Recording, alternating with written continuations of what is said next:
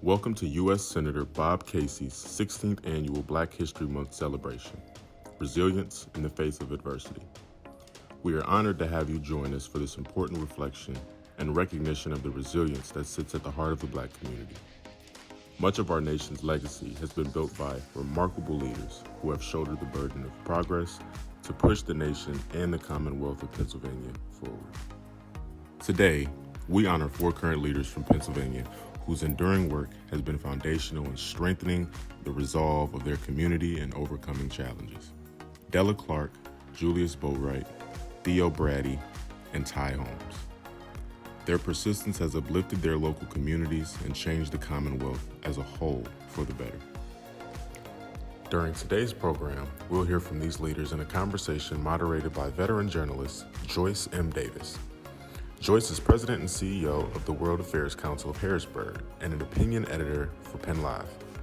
We will also be joined by other voices from across the Commonwealth in artistic and spiritual tributes with powerful messages. First, we turn to a rendition of Lift Every Voice, performed by Pittsburgh-based music artist Nairobi. Nairobi is a nickname derived from her given name, Naomi. While she originally resented the nickname, she dug deeper and ultimately used it as a source of empowerment as she solidified her purpose and began to pursue her passions. Lift Every Voice is an anthem that grieves the struggles of the Black community and celebrates the bright hope waiting on the other side of adversity. There is no better song to exemplify the pursuit of a better tomorrow. Lift every voice and sing till earth and heaven ring with the harmonies of liberty. Let our rejoicing rise high as the listening skies. Let it resound loud as the rolling sea. Sing a song full of the hope that the dark past has taught us. Sing a song full of the faith that the present has brought us. Facing the rising sun of a new day begun, let us march on to victory is won. Thank you so much. Black history is such an integral part of our history, of American history, and I'm so grateful to have been a part of it. And I'm wishing you the best and most happiest Black History Month. Thank you. Next, we will hear from the Senator's 2021 Black History Month honoree, Dr. Ayla Stanford. Dr. Stanford is a board-certified pediatric and adult general surgeon, medical correspondent, and the founder and CEO of the Black Doctors COVID-19 Consortium, an initiative established early in the pandemic to address testing and vaccine inequities. Since then, Dr. Stanford has provided critical medical services to tens of thousands of Philadelphians. The scope of her impact has grown exponentially, most recently with the opening of the Dr. Ayla Stanford Center for Health Equity, which will provide a broader range of services. Now, a message from Dr. Stanford on how we can protect and strengthen the resilience of our communities. Hello, my name is Dr. Ayla Stanford, and I'm a pediatric surgeon and founder of the Black Doctors COVID-19 Consortium and of the Center for Health Equity in Philadelphia, Pennsylvania. Over the past 2 years, I have been resilient in the face of adversity, in the midst of this horrific and the worst pandemic in our lifetime, making sure that there was equity and access and empathy in the care provided to communities of color, especially African Americans, when the highest rates of disease and death were in the Black community, though they lacked the access that was necessary to properly care for themselves. And so my message to you, if you have not been vaccinated, please do it. For yourself, for your family. If you have been vaccinated, make sure your booster is up to date. And if you've been vaccinated, bring a friend, bring family, be a cheerleader for someone, hold their hand. We will all get to better days. It's already better than it was last year, but we've got to continue to save the lives of the people we love, of people we don't know, so our kids can learn in school, so our elders can be prosperous, so we can see what life has in store for each of us, but we cannot if we are not well. So I encourage you, continue to be resilient, continue to press on in these times, and know that we will get to better days, but truthfully, it takes all of us to get there. Thank you. God bless you. Happy Black History Month. And let's go, Pennsylvania. We can do this. Now we will hear from members of the Panther Anti-Racist Union. In the summer of 2020, the Central York School District's Diversity Committee created a list of anti-racism resources to help educate the community. In August 2020, leadership at the school district banned the use of the suggested materials until an additional review could be completed. A year later, the ban was still in place. Student members of the Panther Anti-Racist Union staged weekly protests before school and outside of the school district building before board meetings on Monday evenings. After weeks of persistent activism, the school board reversed its ban. I Am Enough by Pennsylvania-born author Grace Byers was one of those resources. This New York Times best-selling children's book celebrates diversity, helping young children build a strong sense of identity, resilient enough to withstand adversity. Sharing this message of empowerment, the Panther Anti-Racist Union.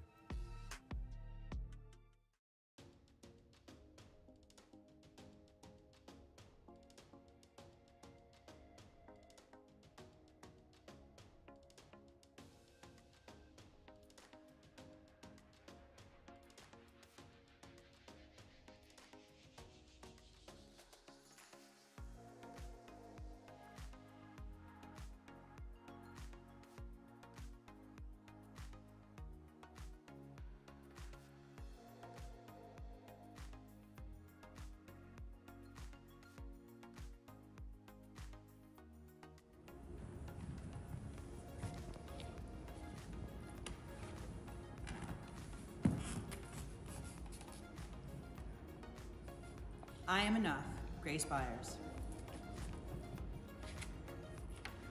Like the sun, I am here to shine.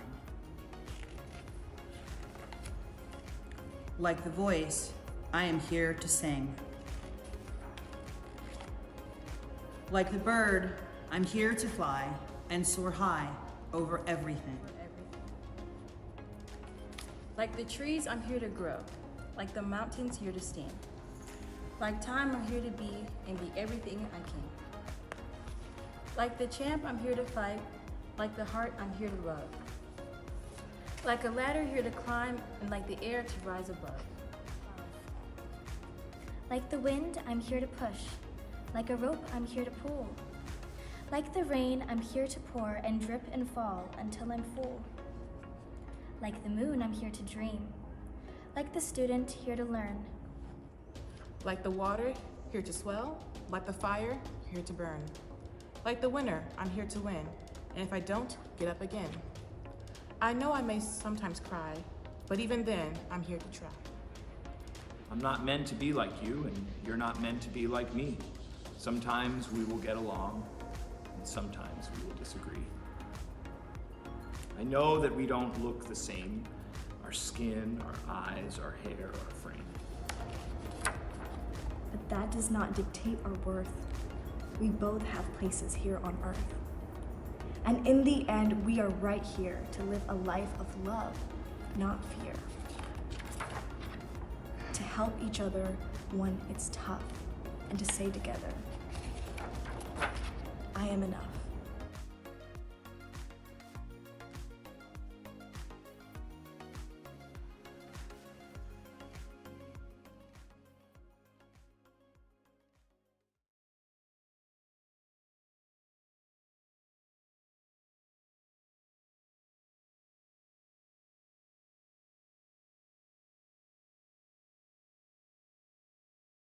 And welcome to Senator Casey's 16th annual Black History Month celebration, Resilience in the Face of Adversity.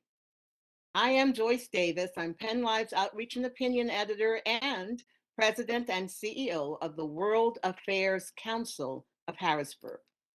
We are thrilled to have you join us here today to not only celebrate Black History Month, but to honor 4 remarkable leaders. Della Clark, president of the Enterprise Center in Philadelphia. Julius Boatwright, founder and managing director of Steel Smiling in Pittsburgh. Theo Braddy, president and founder of Theo Braddy Consulting in Harrisburg. And Ty Holmes, president of the Lackawanna County NAACP branch in Scranton. Pennsylvanians from across the Commonwealth have gathered to recognize the work of these leaders in overcoming difficulty and creating change for their communities. Among the many special guests who have joined us this morning, I'd like to take a moment to acknowledge a number of esteemed individuals. They include our 2021 Black History Month honorees, Justin Fields, Glennis Johns, and Dr. Isla Stanford. Also, Professor Evelyn Brooks Higginbotham, widow of the Honorable late A. Leon Higginbotham, the 2008 Black History Month honoree.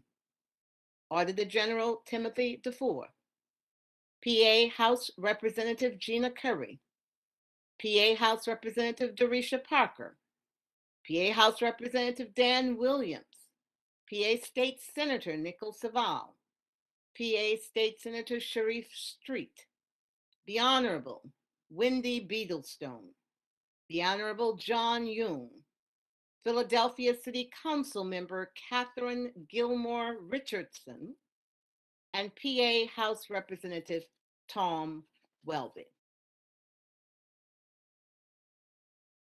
I'd like to now introduce Reverend Paul Abernathy. Father Paul Abernathy is an Orthodox Christian priest, and he's founding CEO of the Neighborhood Resilience Project. Since 2011, Father Paul has labored with his community to address community trauma with trauma-informed community development.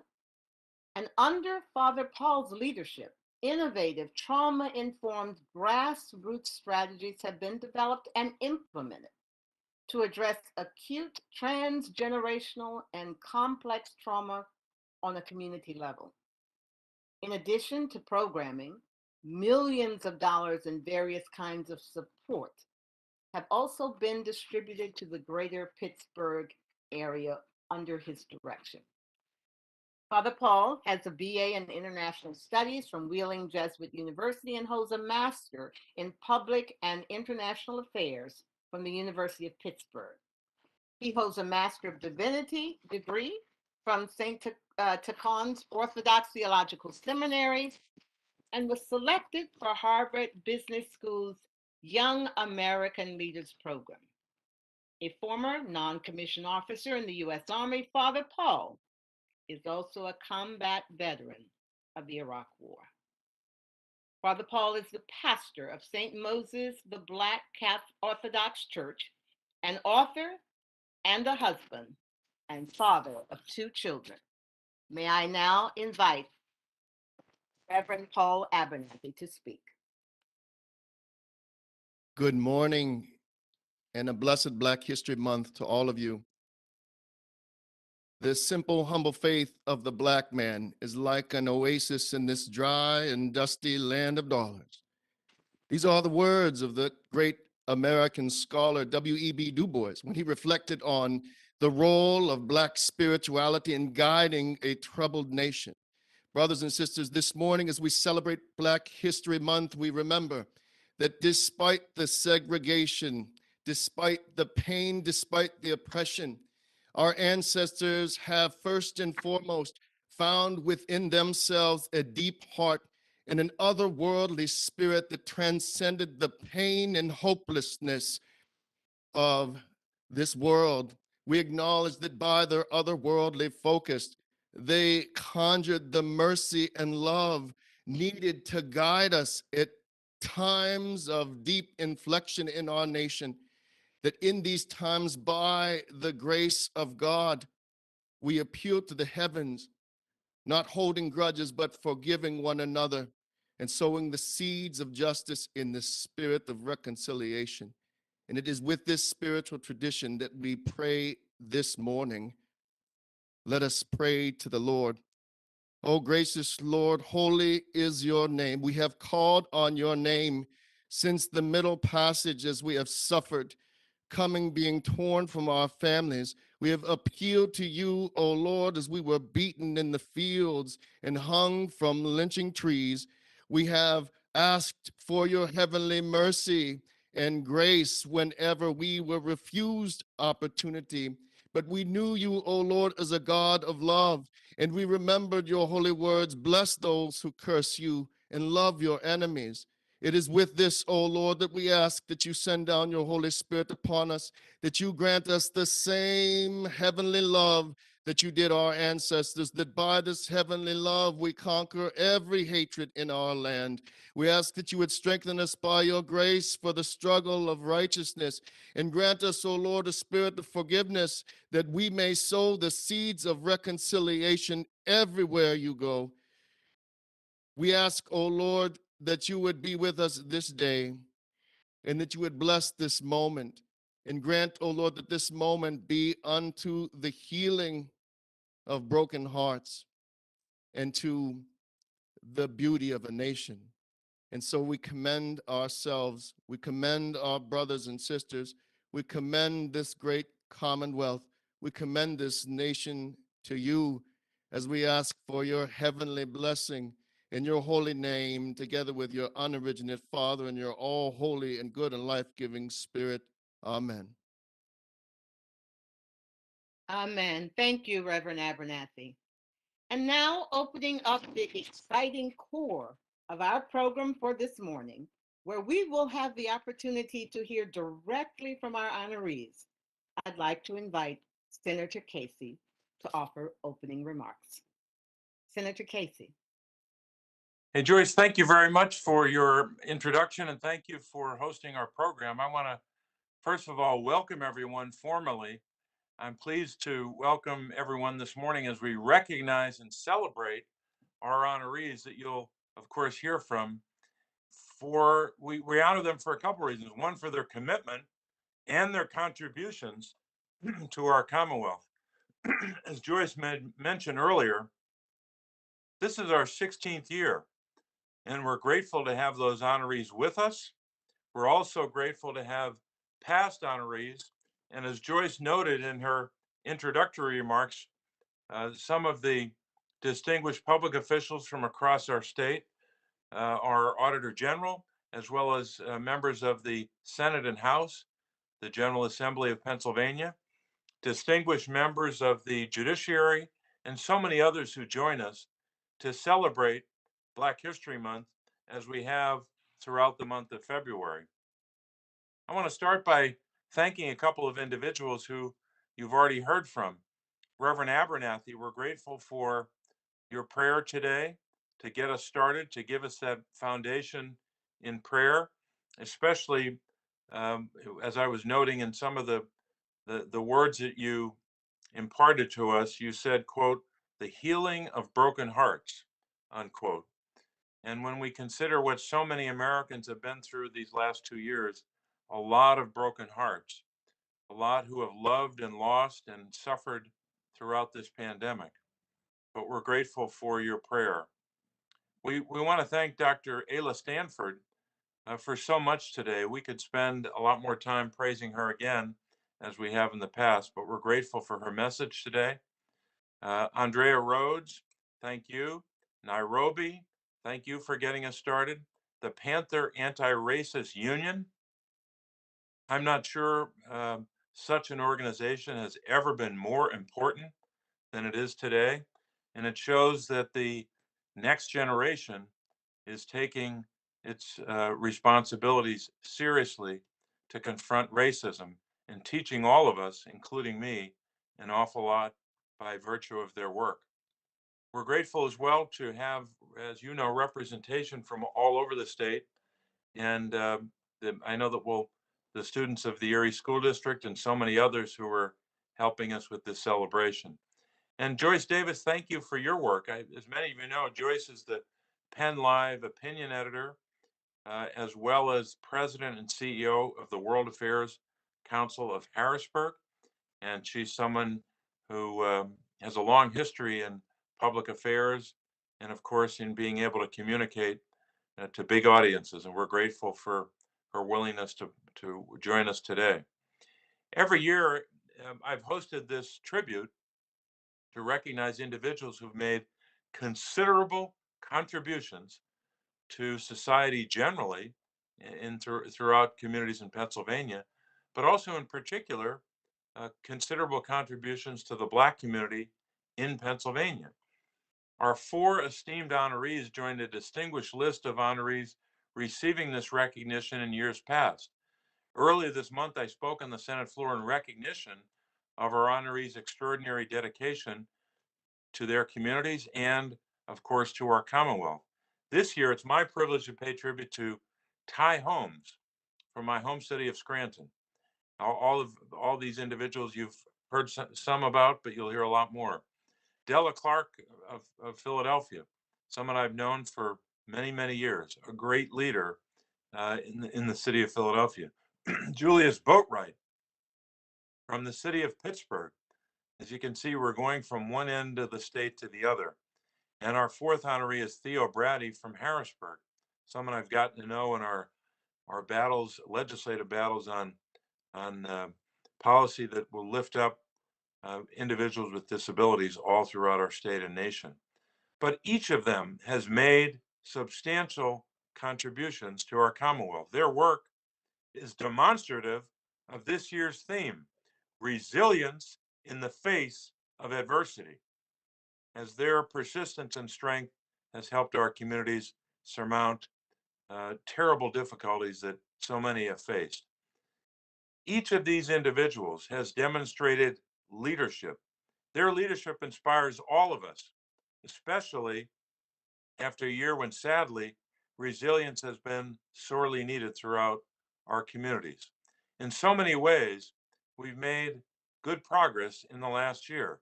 Just think about this, some quick numbers. The national economy created 6.7 million jobs in the last year. Pennsylvania's unemployment rate has dropped from 7.1 to 5.4, a big drop.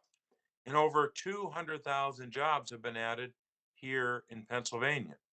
Across the nation, wages are way up. And in 2021, poverty was down in America. We have some more work to do on that, especially by reinstituting the enhanced version of the child tax credit, which is something that I would hope both parties would support. But I'm certain that that I supported. Think about vaccinations. All of this, of course, much of this is possible because of the American Rescue Plan. Vaccinations have increased from 2 million to over 215 million in just 1 year, from 2 million to 215 million. Due to American innovation, science, and research, we now have the tools to manage COVID-19 and help keep us safe. Here's another number. The number of schools open for in-person learning just in 1 year increased from 46% to 95%. It actually went up to 98 and then came down a little bit, but it's right around 95% now. President Biden, of course, made a big announcement this past week when he recently upheld his commitment to nominate a Black woman to the United States Supreme Court, bringing us one step closer to having our institutions better reflect the great diversity of our nation. That was a happy day on Friday when we heard that announcement. So in the midst of all of these challenges, we still have reason to be hopeful. Now, I don't want to underestimate what a lot of families are still up against. A lot of families had help in 2021 with the cost of raising children, the cost of paying monthly bills because of that child tax credit and because of other direct help from the federal government. They don't have that this year. And inflation is higher this year. We have to recognize that, acknowledge it, and take that on as a challenge. We can't just lament it. We've got to do something about it. One way to help would be to reinstitute that child tax credit that I spoke of earlier. We also have a pandemic, which is not in the rearview mirror yet. We're better able to manage it. I realize that the case numbers are down, and that's good, but we still have challenges. As Dr. Stanford shared in her message today, we're still grappling with a virus that is both adaptable and still deadly, especially for people with pre-existing health conditions, and even more so for those who are unvaccinated. But I think what Dr. Stanford said in her opening comments bears repeating. And she has not just talked about this, she has made this happen. She talked about equity, access, and empathy. We need all three as we continue to struggle with COVID-19. As this terrible virus has lingered, so too have the attendant direct effects. Our schools still struggle to teach our kids and to maintain the regularity that is critical to learning.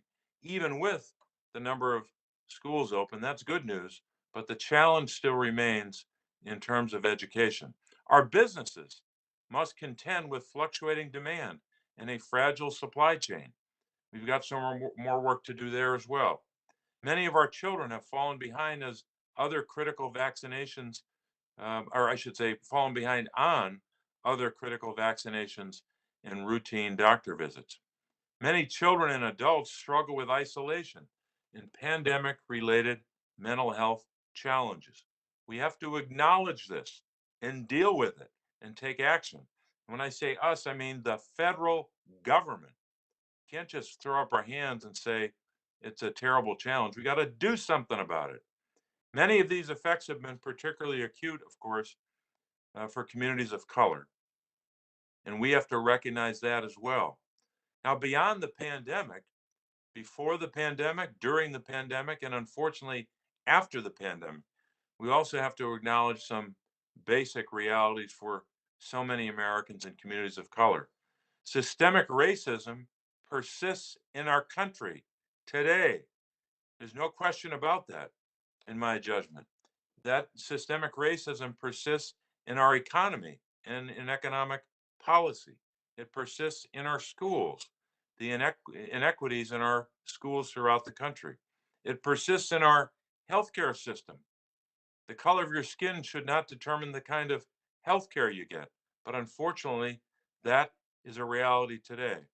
And of course, maybe most apparently, systemic racism persists in our criminal justice system. There's just no question about any of this. This is not the subject of opinion. These are facts we're talking about. So as we strive as a nation to achieve our high ideals of freedom and liberty for all, we must openly acknowledge a history of discrimination and reckon with its present day manifestations and implications, including disturbing efforts around the country to turn back the clock on voting rights. We didn't pass legislation this year. Try as we might on one side of the aisle, but trying isn't good enough. We have to keep at it, keep striving, keep focusing on the challenge posed by these discriminatory laws on voting rights. It's only these challenges, so many of them that I could even list further, so many of these challenges brought about by adversity. It is these challenges brought about by that adversity that occasions the rise of resiliency and the triumph of the human spirit and of community action that lift all of us. And our honorees have demonstrated that you can take on these challenges in the midst of adversity and show that determination, that resiliency that they've demonstrated. The late Congresswoman Shirley Chisholm once said that, quote, leadership is to have the vision for what is necessary and the courage to make it possible, unquote. I'll read that again. Leadership is to have the vision for what is necessary and the courage to make it possible. Each of our honorees have made so much possible for so many Pennsylvanians. So following a year of difficult challenges, it's fitting that during this Black History Month, that we honor Ty Holmes, Della, Julius Boatwright, and Theo Braddy as Pennsylvania leaders who have had both the vision and the courage to help our communities and our Commonwealth to exhibit that resilience in the face of all the adversities in their communities and in our Commonwealth.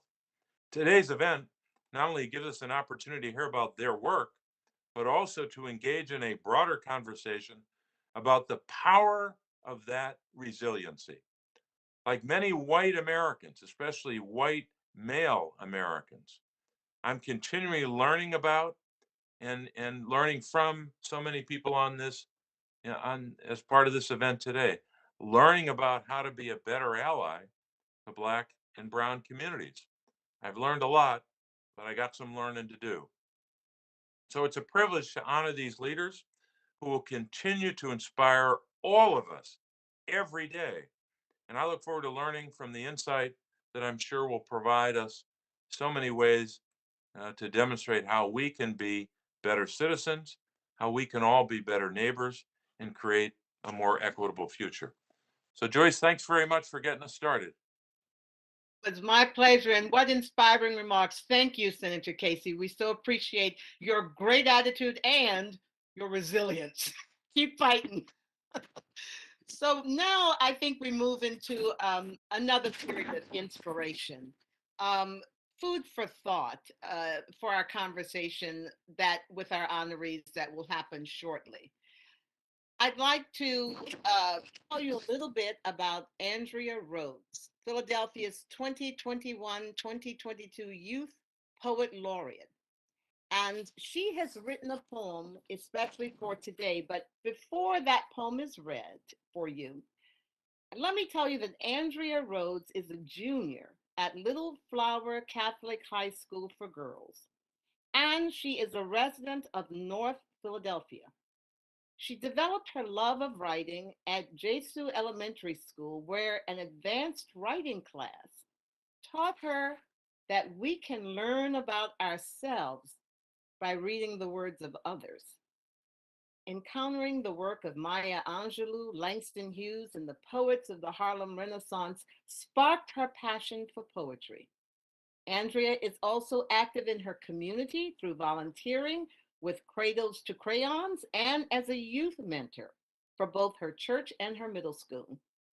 She credits her gift for self-expression to her parents, to her community, and to her faith. She says, my parents, Tracy and Andrew Rhodes, always taught me to express myself unapologetically and to never let obstacles stand in my way. I come from a loving community and family. When my back is against the wall, she says, I have a support system that will come to my rescue. My peers and my family members give me hope that dreams are real and that anything is possible. My faith in God also uplifts me. Wow, what a poet, what a person. Let's hear her work now.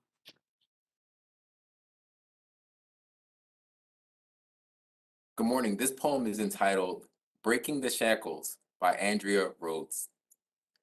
Take the shackles off of their feet. Let them dance to the rhythm of the chains falling to the floor, echoing their freedoms and passions flowing down every street. We shall overcome, I believe it, with every heartbeat. Let the feeling shower over them like the glistening shimmer of the sun, reflecting off of the rainbow after the storm. You are perfect. We are strong. They are powerful. Rise up and grow. Sprout like a flower, waiting to blossom. Blooming into a world after being nurtured and natured and named. Sweet black excellence. Mend your cracked foundation and appreciation for all they have done for us. Be a brother to me and a sister to many. We are the variety that God wanted us to be. All shapes and sizes and colors blended together to shape the way towards loving one another. Let us be the dream they make speeches about. We are the people to change the world. So when you fall, I will be there to catch you. Falling down equals gelling back up, for they go hand in hand. Thank you. Thank you very, very much. What an inspiration. We really appreciate your, Christopher, your reading that, and Andrea for writing it. But now we are at this moment that we have been waiting for. We can now begin speaking to our honorees. And I think we will get started with Julius Boatwright. And let me tell you a little about Julius Boatwright. He is founder and managing director of Still Smiling. He serves, Still Smiling bridges the gap between Black people and mental health support through education, advocacy, and awareness. Their vision is to connect every Black person in Pittsburgh to a positive mental health experience that improves their quality of life by 2030. Since 2019, Still Smiling has provided over $650,000 for Black people to receive mental health treatment, training, and support. Mr. Boatwright and his team have consulted with and trained a variety of partner clients, including Robert Morris University, the University of Pittsburgh Center for Urban Education, the Staunton Clinic, Carnegie Library of Pittsburgh, Coro Fitchburg, PA Department of Labor and Industry, and the Department of Human Services. He has personally received a number of acknowledgments and awards, including the Mental Health America Social Work Award, Black Enterprise Modern Man of Distinction, NAMI Keystone, Pennsylvania, Dick Javan Advocacy Award, the NAACP Pittsburgh Branch Young Person of the Year, Allegheny County Council Proclamation, Pittsburgh City Council Proclamation, and Pittsburgh Magazine Pump 40 Under 40. He has also hosted interviews about mental health with Charlemagne the God, Michelle Williams, Leon Ford, and James Shaw Jr.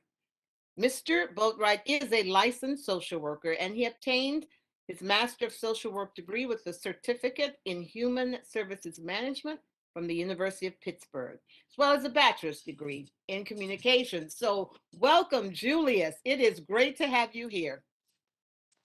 Joyce, thank you so much. So happy to be here. Well, let's get started. We are going to really have an interesting conversation to get to know you a little bit better so that our attendees can also benefit from your insights and your wisdom. Clearly, you've got a lot of both.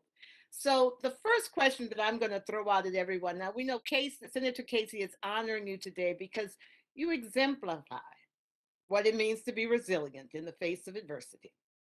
These past few years have been challenging, and it has placed a spotlight on issues affecting the Black community, and mental health is clearly one of them. Now, I'd like to ask you, as I'm going to ask all of our honorees, this first question. In what ways did you find yourself needing to adapt the most in the way you responded to the needs of the community? And Julius, how did you stay the course? Thank you for that question, Joyce. I had to really become radical about my own rest and self-care. So throughout the course of the pandemic, it seemed like the speed and pace and intensity of the need of people in our community, it just picked up. And we never really took a moment to pause and to rest and to reset as a collective. People who work as frontline workers, educators, just neighbors in the community, everybody matched that intensity. So I had to get to a point within myself that I said, you know what? The need is always going to be there. But if you don't pour into yourself, if you don't model that behavior and model those practices, then you are never going to be able to sustain. Your organization will never be able to sustain. And you want people around you to be able to adapt and adopt those practices too. And what I've realized, what I've found out is that now that I'm doing yoga, now that I'm giving myself permission to rest, now that I'm not working from sun up to sundown, I can be more effective and more efficient and be more impactful in the work that I do. So I just had to pause and rest for a moment. People like you who are just in it for everything, that seems to be resonate all the time, that you don't know when to stop and take care of yourself. So that is very good guidance, because if you're not strong, you can't strengthen others, right? That's right. So the next thing, let me just delve a little bit deeper. So what wisdom, you've got wisdom and advice, would you bestow upon the younger generation, those coming after us, to heal this intergenerational trauma? We know that afflicts the Black community greatly. And do you see a role for government leaders in aiding this healing journey? If so, can you just give us a little description of how you think government can help? Sure. So, to the first part of the question, I would say to the younger generation that there's so much power in your lived experiences as a person. And right now, we are in a day and age where we're seeing it every day. So many people are burning out, particularly our helping and our healing professionals. And we need to be able to fill that gap with people who are comfortable, who are confident, and who have the level of competencies to be able to support themselves and their neighbors. So, who better to do that than someone who has gone through it themselves, someone who has experienced homelessness, someone who has risen above addiction, somebody who has figured out how to provide for their family when they didn't feel like they had a way to be able to do so. When you have those kind of lived experiences and you can be vulnerable and authentic and tap into the power of sharing those, you not only help yourself heal, but you'll start to see your family members healing, your neighbors healing, and then we start to see a collective healing around the country and around the globe, all because we embraced our own stories and the power of our own resilience in overcoming our challenges. So I would just encourage our younger generations to embrace their lived experiences and share them with others because there's healing power in it. And for our government officials, I would say to continue to advocate for, to create policy around, and invest in peer support models, both informally and formally. So, again, with so many folks within the mental and behavioral health field burning out and moving into different career fields because they're being overworked, if we can invest in folks to get them training and get them confidence and comfort level to provide peer support in both formal and informal settings, that is going to be the next wave when it comes to mental and behavioral health support. How do we invest in the peers, the people in our communities who are already doing this work, the pastors, the grandmothers, the neighbors, the aunts, the uncles, the friends? How do we make investments in them so that they can continue to provide peer support and have some additional tools and confidence to do so? It sounds like you're recommending that they perhaps fuel some funds into churches or into neighborhood organizations or into nonprofits. Is that kind of what I'm hearing, so that they have the resources to be able to continue their work? 100%.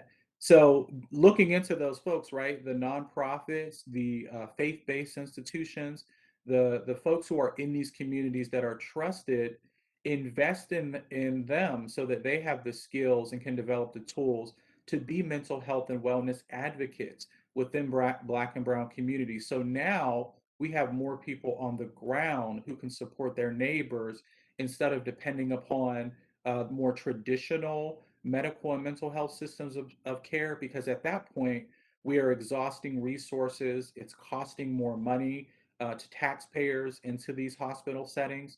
So why not make the investment in the people in the community so that they can help to do some of the triage work? Because folks are already doing it on the ground anyway. Just put some more skills and resources behind them.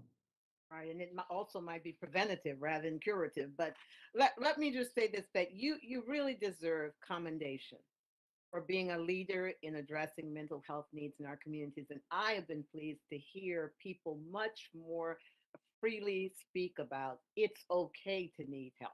You know, it is not a stigma. Take it away. You, just like you go to get treated for diabetes, it's okay to take care of your emotional and mental health. But I really would like you to talk a little bit about COVID-19 and the impact that it's had on a situation that we all know was already pretty bad. So, what have you seen? Just share with us. Yeah, the impacts of COVID almost feel like they've been endless to folks, particularly within the Black community. Folks who were already dealing with mental and emotional challenges, they worsened. Folks who were already struggling with addiction, those challenges became even more pressing and pervasive. People who were struggling with income and some socioeconomic challenges, they became even worsened. And the obvious health implications, right? And the anxieties and stressors that that created and continue to create in people's lives. So COVID has had a monumental impact on the mental health and well-being, and also the physical health of Black folks and also Black and Brown communities as well.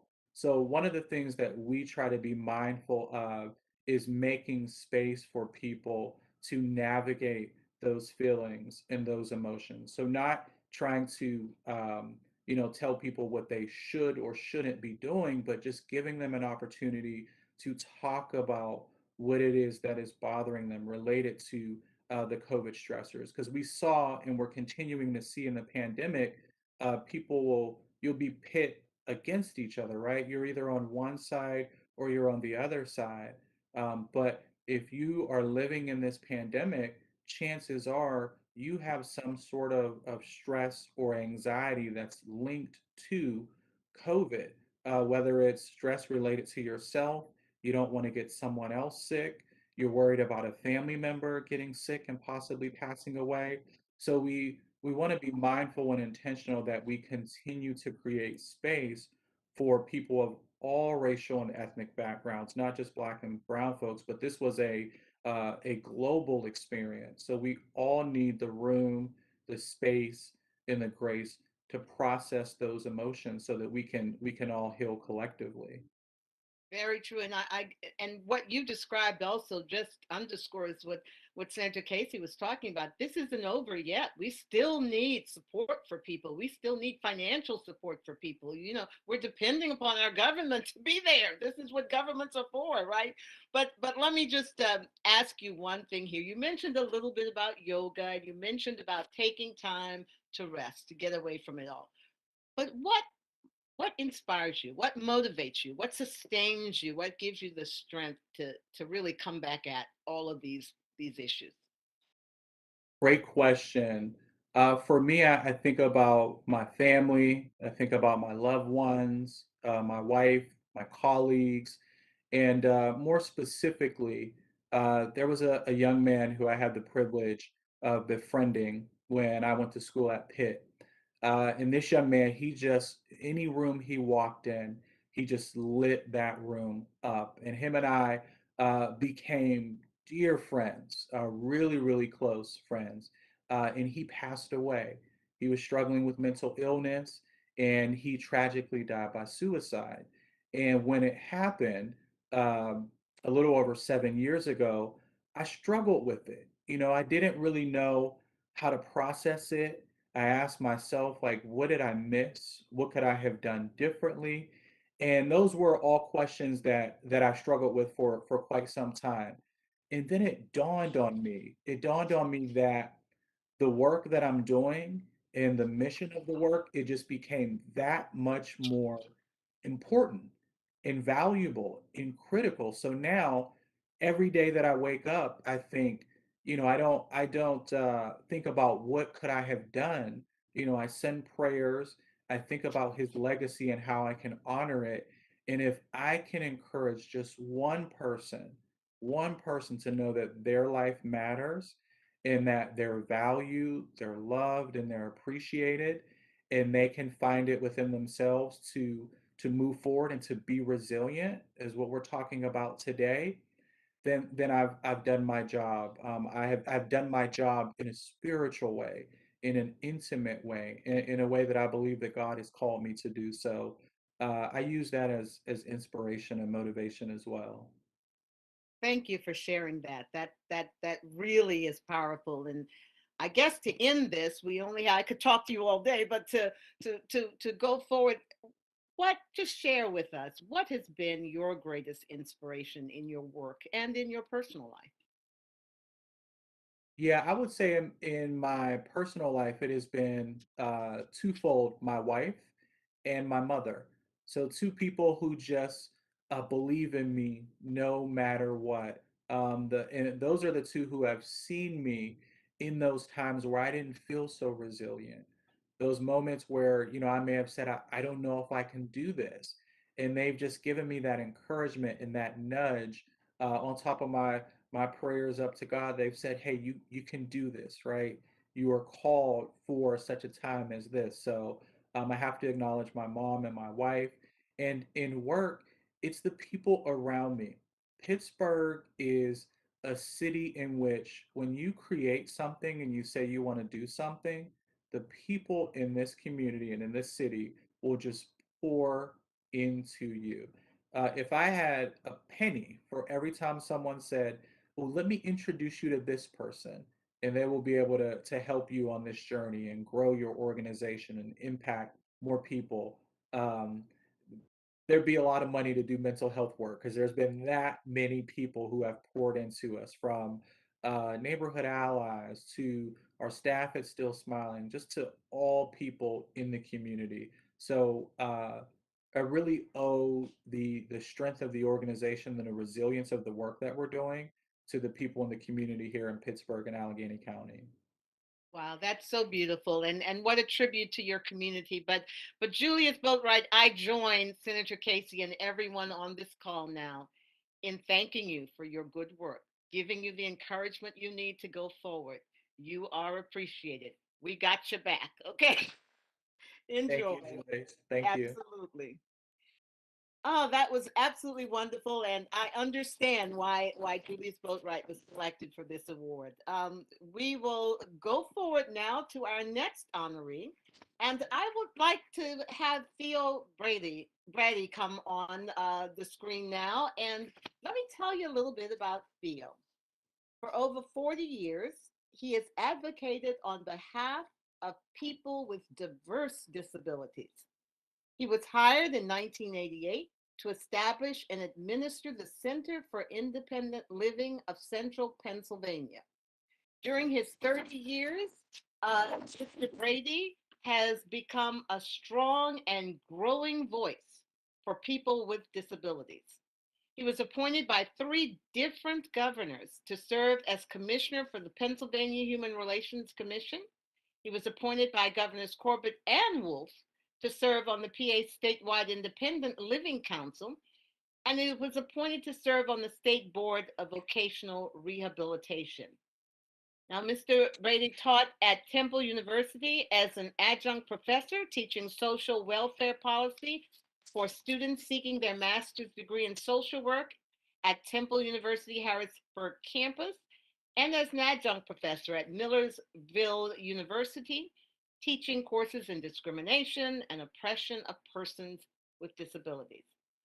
Mr. Braddy graduated from Temple University with a master's degree in social work in 1988, and he also attended Edinburgh University and received his Bachelor of Science degree in social work. So, Theo, are you here with us? Yes, I am. Can you hear me okay?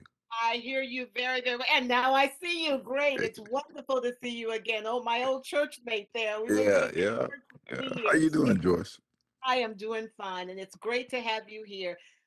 I already know how great you are, but we're gonna let these other people in on it. Okay, so let's ask that first question for you. Before you do that, Joyce, I just like to thank the senator for, nominating me. He knows how I feel about him. He knows how I feel about his great work. But I also want to thank his staff. He has the greatest staff, and I just love him to death. And so I also want to acknowledge that. So go ahead. That's a very good thing to acknowledge. I'm glad you did that. But the truth is, he's acknowledging you today. Okay, Amen. he's turning it on you, and he's Amen. saying that you exemplify everything it means to be resilient in the face of adversity. So again, these past few years have been challenging for everyone, but we want to ask you, in what ways did you find your own self needing to adapt the most in how you responded to the needs of your community? And what did you do, Theo, to stay the course? That's a great question. Like the other nominee mentioned, is a great question, and and you're right. These last few years been very challenging. It's been amazingly challenging, and I found myself just like many other people sitting at home because of COVID-19, watching this stuff display on television. And one of the things, as the word you all used was spotlight. One of my spotlight moments was when I saw, like many others, George Floyd being pinned down with that knee, and to his point of his death. That moved me in a way that I have never felt before, right? And I felt like I had to do something, but like many others, I was stuck in the house, and I have these underlying conditions, so I could not get out. But I felt like I needed to do something. So what I did is what I tell most of my students, right? I I challenge them to use their superpower, which is those smart devices that they have in their hands, and I challenge them to use that for good instead of bad, and allowing it to just waste their time, right? And so that's what I did. I started writing about the stuff that I saw on television and the news because you all know what I'm talking about. It was just devastatingly sad, and so I just started writing about it. And as I started writing about that and putting it and posting it on my social media, I saw and I got some positive feedback, and it allowed me to get that stuff out of my system because it was destroying me, right? And so that's what I did. I changed my way of joining those people, right? And then I saw a wonderful thing, right? Like many of I start seeing people from all races and backgrounds, young and old, protesting, in the streets, and that gave me some hope, and that just motivated me more to see that even though I was stuck in a house, I could still do something to make a difference.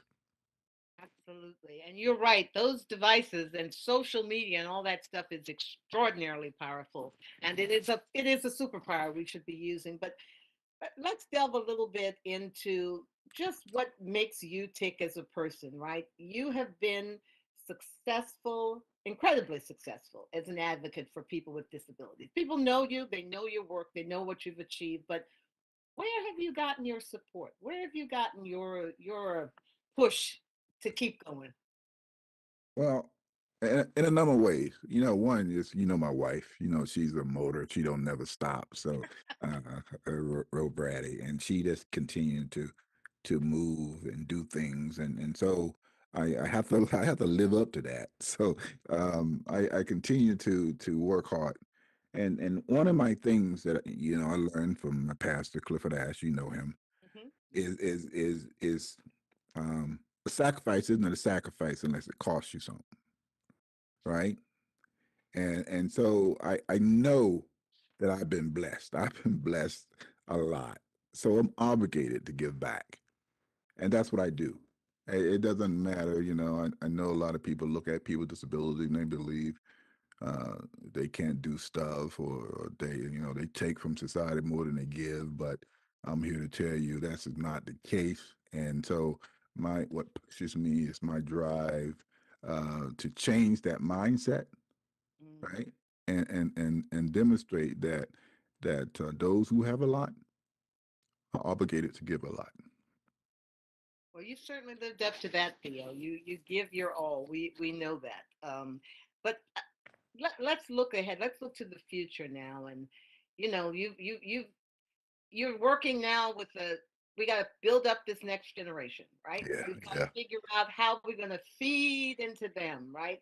So when you think about this, what would you bestow on the young people who are coming forward, who care about people, all people, including people with disabilities, everybody, right? So what would you tell them is most effective to do? And I guess also you can also talk about what would you tell our government officials too at the same time? All right, don't let me forget about talking about the government. Okay. But let me start with this one, because I have mixed feelings about this, Joyce. I really do. Okay. On one way, I want to tell our young people not to be comfortable, right?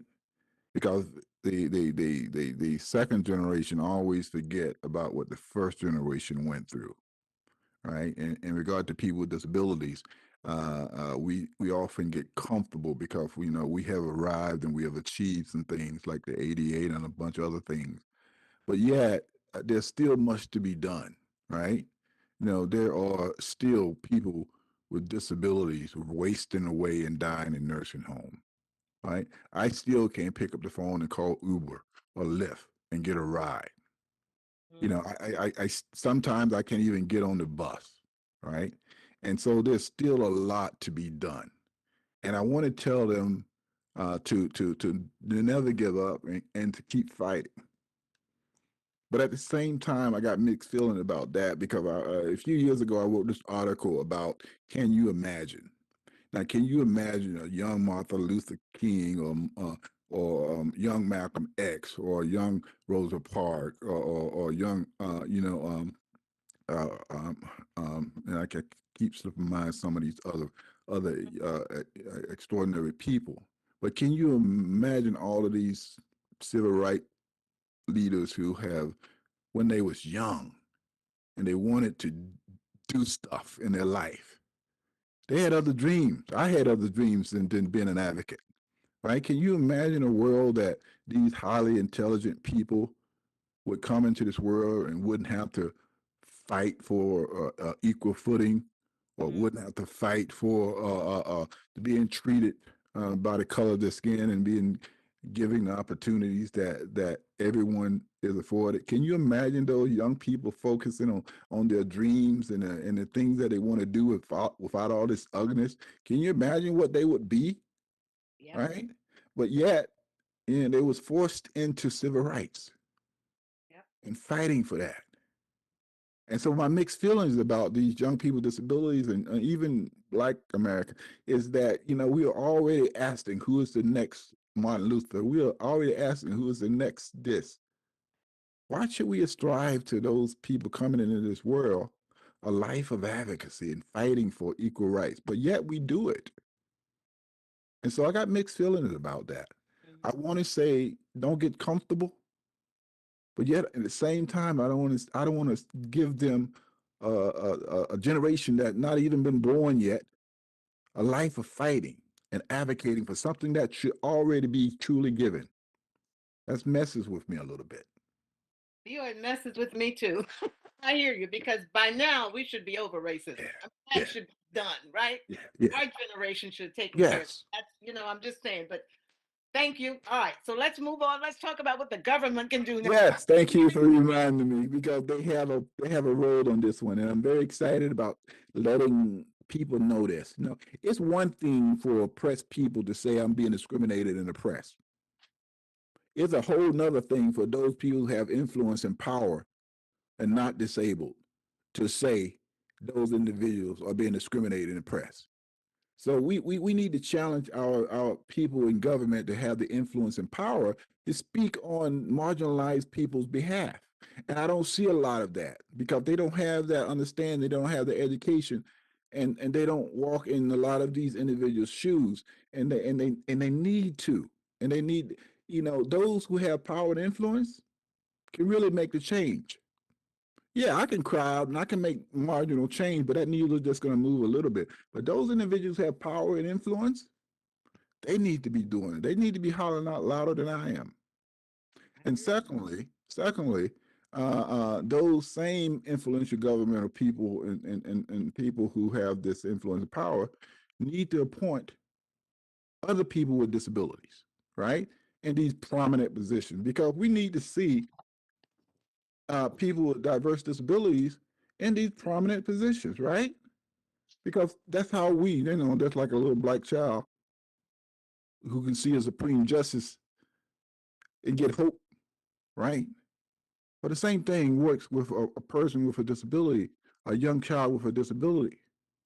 They got to see that and they got to have hope. I hear you. Theo, we could talk all day. I know Really we could. And I you know we have could. so much to share. I know you have so much to share, so much wisdom. But I'm just going to again tell Casey you did good. Theo is definitely worthy of our accolade. Thank you, thank you, thank you, Theo. And may God continue to strengthen you and give you his grace. Amen. Amen. All right. Let's bring in now. We're going to move on to guys, you can see how hard this is. We have such great people here with us. We really, really do. But we're going to talk to Tyrone Holmes now. And I'll tell you about Tyrone. He's president, of course, of Lackawanna County NAACP branch. He serves as president, and he's member of the Scranton School Board. As a member of the school board, Mr. Holmes is the first African American to ever be elected to public office in the city of Scranton. Wow. He is well known in Scranton's activist community. He's an avid volunteer and advocate for diversity and equitable inclusion. He serves as board member for the Northeastern Pennsylvania Youth Shelter, helping the organization provide quality emergency shelter and related services to unaccompanied youth. He is also a Penn State Advisory Board member.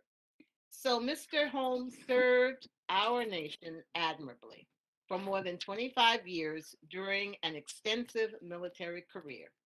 He began his military service in 1991 with the Navy and served in various duty stations throughout the South Pacific and the Middle East. In 2003, he crossed branches and entered the U.S. Army, deploying to the Middle East. He also worked as part of the support and rescue operations in New Orleans during Katrina in 2005.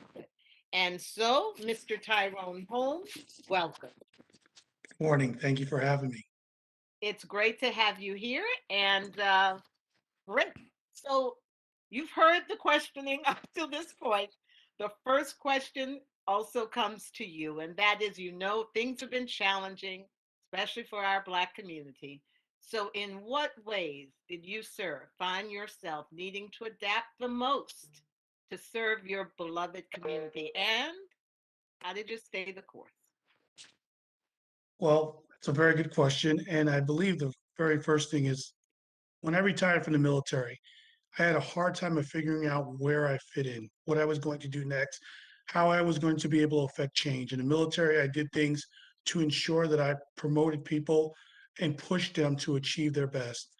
In our community, I was struggling a little bit. Once I saw what happened to George Floyd that day, tears ran down my face and my blood boiled and anger filled my body. And I remember saying to myself, this is not the way. This is not what we should be doing.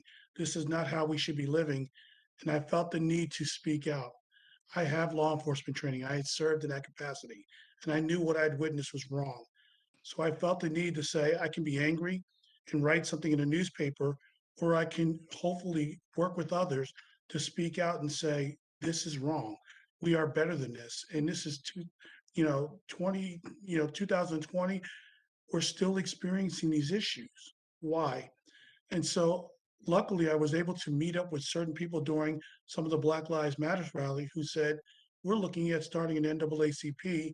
And I felt that was the best course of action to actually be able to get our voice out and to affect change. Because as I always tell people, we used to always just want to be in a room where the conversations were being held. That no longer works. We have to be at the table where decisions and policies are being made. That is where you affect real change. So that is a reason why I was compelled to get more involved in the community and also working with the NAPA Youth Shelter, listening to the youth, hearing them say, there is no one here that represents us. We are voiceless. Some of the minority young men and women, some of the underprivileged young men and women saying, no one represents us, no one listens to us. And I remember as a personal thing, I was adopted at 6 by a phenomenal family, removed from my biological parents because they were drug addicts and mistreated me. And I was given an opportunity. And my father always said, when you have an opportunity, because I used to always say, how do I pay you back for giving me everything? He said, we don't pay back. We pay it forward. When you have the opportunity, you make a change. And as far as how I mentally had to help deal with this and how do I deal with the stress and everything that comes along with it, I have a phenomenal support system with my wife, friends, but also I'm exposed to so many talented people, i.e. Glennis Jones, who's on this call and last year's recipient, and my vice president of the NAACP, Heather Rhodes. I have this phenomenal group of people who work with me, so it is not all on me. It's a team effort, and we work collectively together to share responsibility, actions, and stress so that we are making sure that we keep each other healthy mentally. Very nice. A community support system, a teamwork. I hear you. Now you clearly have experienced both success and obstacles in your social justice advocacy. So I want to take you there and ask you to just give us your thoughts about what you have learned from your years of advocacy. What guidance would you give to young people who so desperately want to see a better world? Well, great question again. What I've experienced in trying to be involved in my community was people will question what they don't understand. And when they're hesitant to seeing what you're doing, or maybe not wanting to have the uncomfortable conversation in open spaces, they will sometimes cast you off. What I had to do was say, I know this is coming, but I'm going to continue to press on because what I'm trying to fight for and who I'm trying to speak for is that important. So what I would have to do is just remind myself that you are aware that negativity is going to come. People are going to try to take whatever you say and twist it and say, what is your ulterior motives? You know, and I know in my heart why I'm doing this and why I'm doing it and who I'm doing it for. And I would always tell the youth that when you start on something, do not ever let anyone derail you. Resilience is getting up after being knocked down. Resilience is going around or going through or going over whatever obstacle is placed in front of you. So what I tell the youth and what I constantly tell the youth is just to keep going. First and foremost, use your voice. Okay, vote. uh, get into the rooms where the conversations are having, but take a seat at the table. That is the way you affect change. It was, years ago, it was just about we want to be seen. We don't want to be seen anymore. And what I'm encouraged by is the youth movement, their energy, their passion. If you've never heard Glennis Jones speak, the way that she articulates what we are trying to say about change in our community.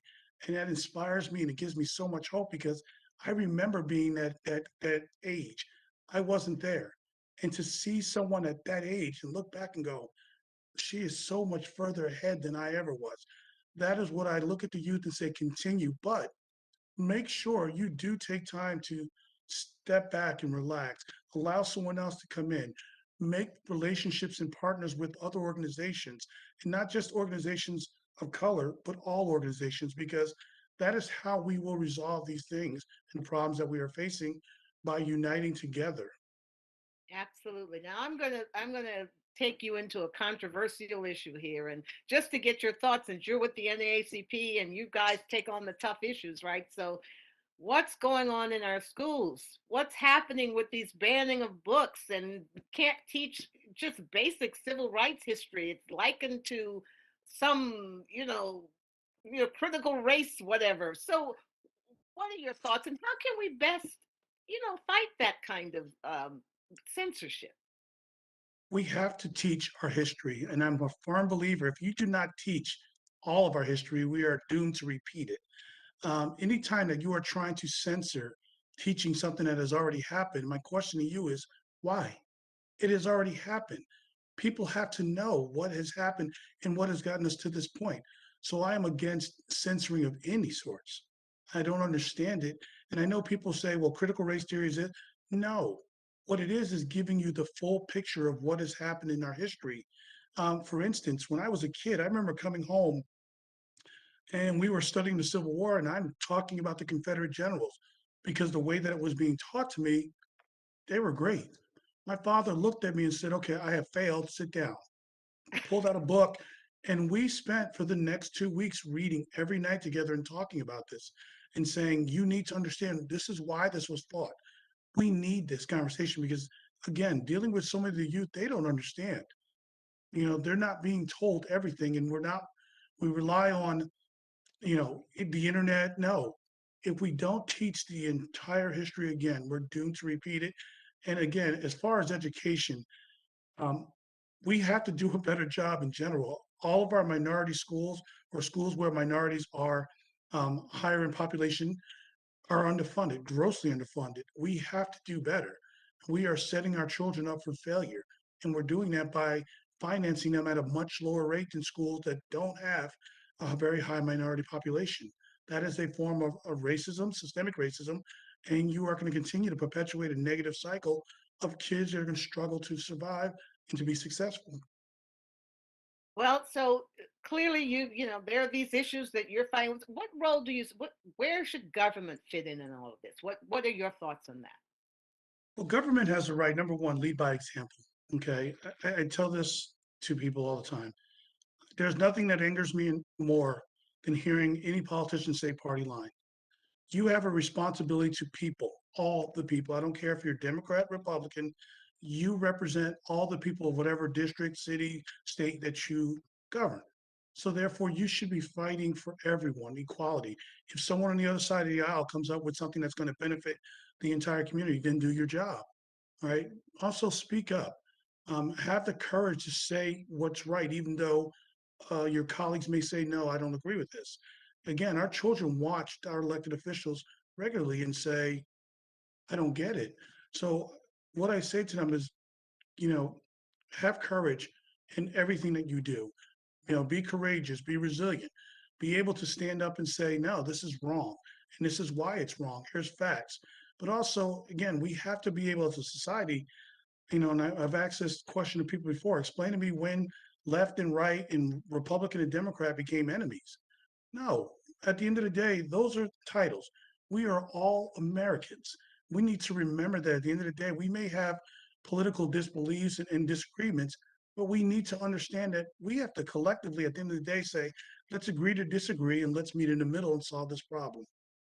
Okay, one final question. You heard Theo was conflicted about what to tell our young people. On one hand, fight for injustice. On the other hand, you shouldn't have to be doing this. How do you feel about all of that? I completely agree with Theo. He hit the ball out of the park on that one. They should not have to. I cannot believe in 2022 we are still fighting this fight. I just sometimes stare in the mirror and go, this is not how it's supposed to be. We should not be having this. To the youth, I will say yes. Somewhat not as much as fighting, but again, getting into the rooms where the conversations are being had and taking seats at tables. We need to see more youth on boards. We need to see more youths in political office. For instance, I sit on, I think, 8 boards, and only on 2 of them there's more than one other minority. And other people have said, well, why do you sit on all these boards? And my response is, when there are no minorities on this board, you won't see me. But we need to, and that's what I will tell the youth is, that energy you have, keep it going. Remember to to take time for mental health, step back, and sometimes allow someone else to fight it. You don't have to fight all the time, but again, work towards getting positions of political power and sitting on some of these boards where the decisions are being made that will positively affect change in our community. Well, thank you very much, Ty Holmes. And what you say is true. So our young people need to get engaged. I'm the mother of a young activist, and it's hard for them because they keep getting pushback. The old people like me don't want them to step forward. Yes, ma'am. Gotta move out of the way. But thank you, sir, for coming, and thank you, Senator, for honoring Ty Holmes. I And give I you a thank you, Senator Casey. applause. Thank you very much. Absolutely. And now we're to our last honoree, but certainly a dynamic person. And I'm glad to have a lady here with me, Della Clark. She is president of the Enterprise Center.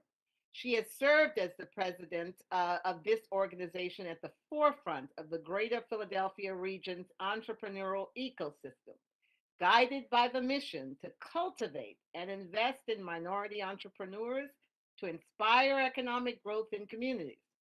The Enterprise Center accomplishes its goal by accelerating the capacity of minority business enterprises to compete in any marketplace through business education, management support, access to capital, and procurement opportunities. Now, Ms. Clark is motivated by her belief that business success is a team sport. We've heard that a lot from our folks, our honorees. They have teams with them. She epitomizes the core values of collaboration and economic growth that drive the outcomes of the Enterprise Center. As an operator of a Pennsylvania and New Jersey MBDA Business Center, and as a U.S. Department of Transportation Small Business Transportation Resource Center. Under Ms. Clark's leadership, businesses have obtained more than $870 million in contracts, $209 million in financing, and created 3,221 jobs through the PA Minority Business Development Center. So there's a lot more here that we could say about Ms. Della Clark, but we're going to let her come and talk and tell us a little bit more about what motivates her. Ms. Clark, are you with us?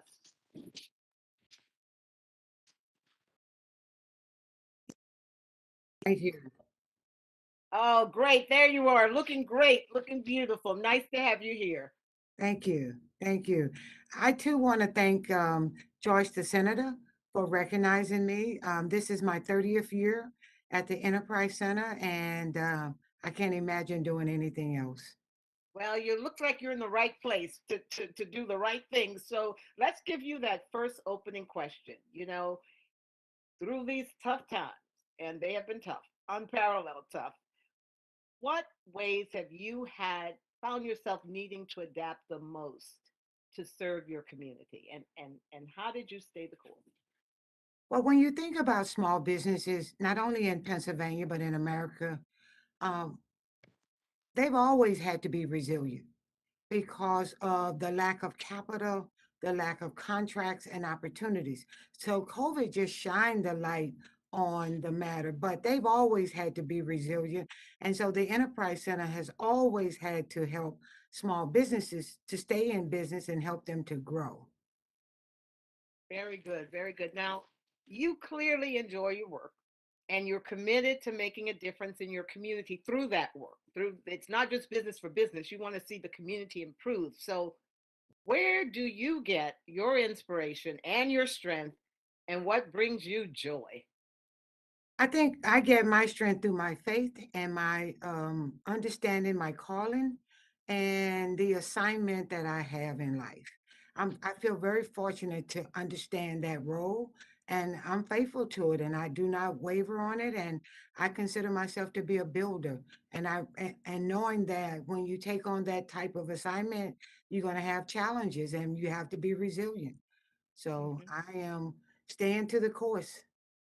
Well, you definitely are staying to the course. So now, when you look back You've had, like everybody else that we've talked to, ups and downs, achievements and obstacles, but let's focus on the positive. What do you consider your greatest achievement and why? Probably my greatest achievement is seeing minority enterprises grow and become job creators. And I've helped many entrepreneurs who started out with little cash reserve, little opportunities and resources, and to see them today growing and scaling is one of my greatest joys. I don't want to call out any examples because I have too many, and I don't want to say you didn't call my name, but I'm real excited about minority companies in Pennsylvania and in Philadelphia, seeing them growing in spite of all of the obstacles that they're confronted with. And I think that's my role. And Joyce, I am pleased to announce today that the Enterprise Center has been being very resilient in working on accomplishing and starting a small business investment company. And on Friday, we were licensed by the SBA administrator, and it is called Innovate Capital Growth Fund. It is official, and it is one of the few minority-led equity funds in Pennsylvania and America with an investment thesis to help minority companies. So I am very, very proud of this major accomplishment and step. This has taken 7 years, and it is an example of resilience and adversity. Well, I saw the senator clapping, and congratulations. That is truly, truly an achievement. That's wonderful, and that's an achievement that will just bless so many people. So thank you for persevering with that. So who were your role models? I mean, when you were starting this out, who sent you on? Who encouraged you? My mother was my role model. Okay. She's always was involved in civil rights. She was always putting her voice to major issues in the community where I grew up. And oftentimes I think back about the role she played in my life. And then secondly, my father was the entrepreneur. So I get my entrepreneur spirit from my father. So between my mother and my father, they were my two earlier role models. And even though both are deceased now, I still hold them with high regard in terms of my accomplishments today. And they live on in you. Their spirit, everything they stood for, continues to thrive in you. So when you now look back, I asked all the rest, when you look at this next generation coming up, next generation of entrepreneurs ready to do something, what guidance would you give them? What kind of counsel? The guidance and counsel I would give them is to increase their financial intelligence, because no matter what type of business you have, regardless of the product or service, you have to become a financial navigator. You have to understand your numbers, your financials. You have to be able to read a balance sheet. You have to be able to communicate to your financial advisors, and you need to grow your business by its numbers and its balance sheet and income statement. It's not just about how many contracts you get, it's how well you manage your books and how well you manage your business financially. It is so important. Building that valuation in your balance sheet, that creates ultimately wealth. And what you're advocating is knowledge and education to learn, first of all, how to live within your means and then how to grow your business, right? Correct. Correct. Wonderful. Yes. So I just want to thank you for being here and for giving that counsel to our young people, because frankly, that's one of the most important things for young people, to learn Yes. finances and how to do it. But this brings us to the conclusion of our honorees. I want to once again thank Della, thank Ty, thank Julius, and thank Theo for sharing and being patient with this moderator as I delved into some aspects of your personal inspiration, but your professional life. And you've just been wonderful to be open and with a loving spirit. So with that, I'm going to turn it back to our esteemed senator for his closing remarks. Senator Casey.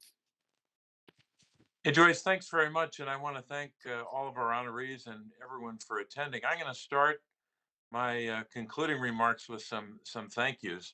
And I'll talk about our honorees in a moment, but I do want to start by thanking the team that helps me every day on so many issues, so many challenges that any Senate office has.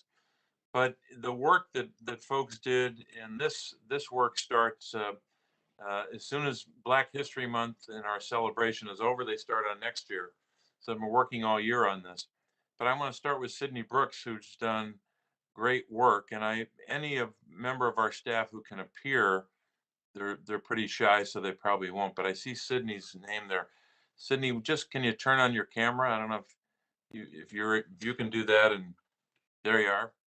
I think Sydney's in the office, actually, with a streak of light behind her, which means that there's some sunshine in Washington. But Sydney, thanks for doing the work you've done for months on this. They do all the work, and they provide me with information, and I just have to show up and make sure I make a few phone calls to the honorees. They do all the hard work for me. But I see Javon there on my right-hand screen here. Javon, if you could turn your camera on so people can acknowledge your work. I know that there's Javon. Good. Thanks for your good work. I know that Micah may not be able to appear, but he did some great work to make it possible for us to have this celebration, and obviously to help technologically. I see Chris Johnson there. Chris, thank you for the work you did and for reading that moving poem, and all that poem gave us for today's event. Teresa Dennis is our state director, and Teresa's based in Harrisburg, but she's got the entire state, all 67 counties under her responsibility, and we're grateful for Teresa's leadership.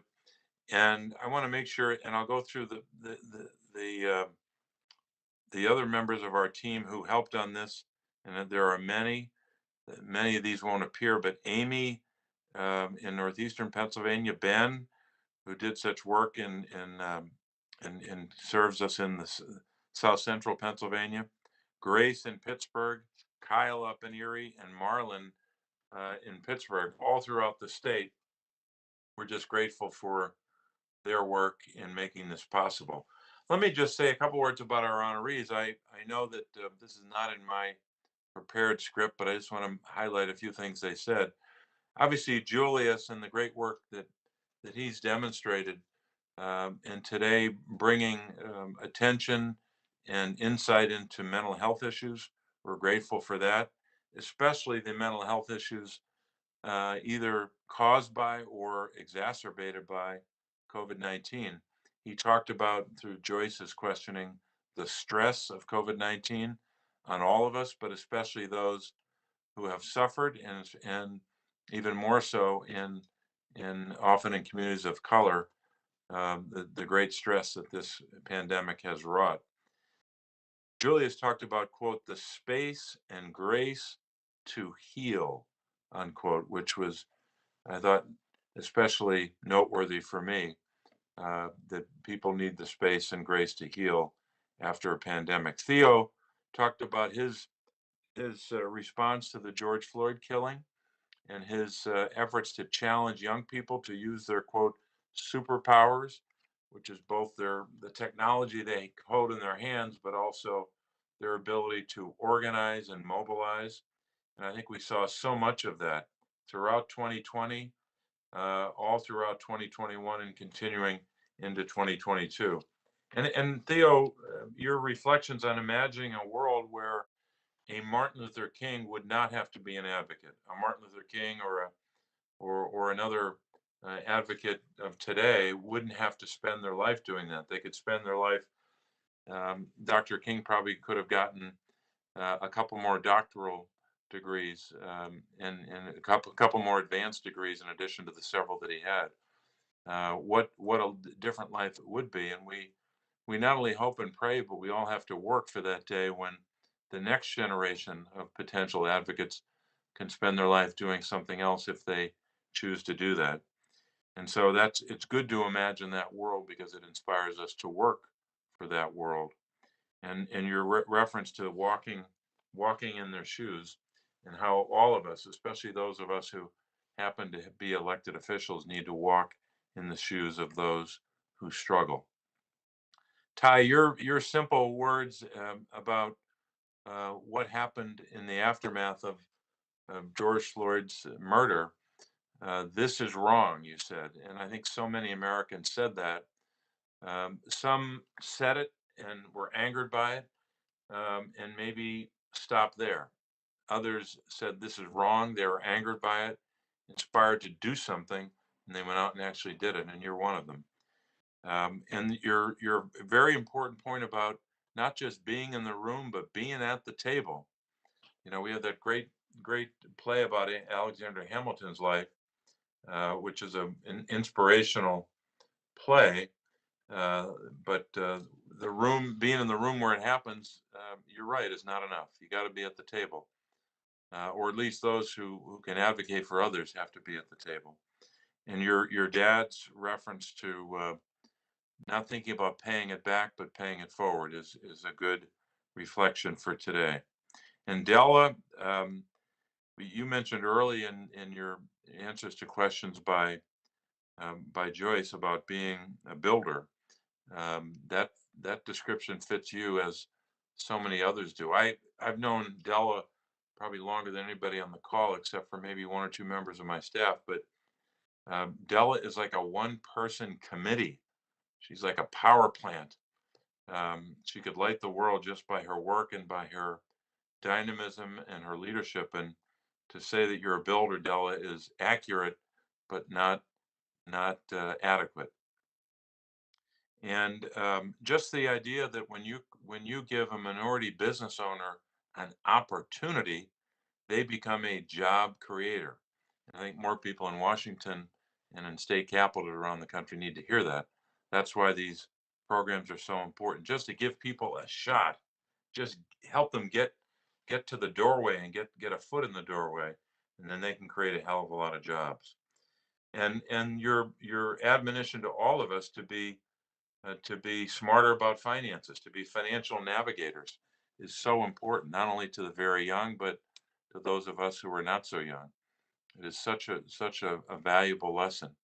So as we thank our honorees regarding this celebration, we're also thanking them for participating in this discussion about resiliency and the difficult adversities they've had to overcome, and how we all must continue to be persistent in strengthening our communities, especially our communities of color, and to strengthen by virtue of that work, strengthen our Commonwealth. So I want to thank and acknowledge the work of our honorees. And at the same time, we're thinking today, and our hearts are very, very heavy when we consider what's happening in Ukraine, the people of Ukraine. We want to commend and salute their courage and their resilience, a different kind of resilience, but one that is on display every day. And I could list, as you all could, example after example of people that, some of whom don't have any power, may not have a weapon to defend themselves and their families, but they're showing courage in the face of a brutal dictator who has no regard for human life, who has no regard for law, international or otherwise. And that's why they're standing up. That's why we're standing with the people of Ukraine and the Ukrainian American community here in America and here in our Commonwealth.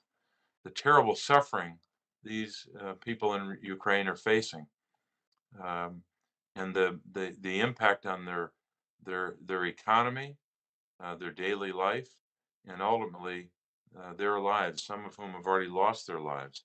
Some families destroyed, torn apart by the brutal acts of one dictator.